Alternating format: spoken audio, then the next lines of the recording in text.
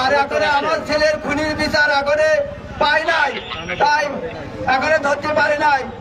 আর কোন মায়ের কোল তোলন না খালি হয়, আমার ছেলে মাসুম বিল্লাহকে নিঃস্বভাবে খুন করলো, এর বিচার আমি চাই। আমার ভাই বলছে কেন?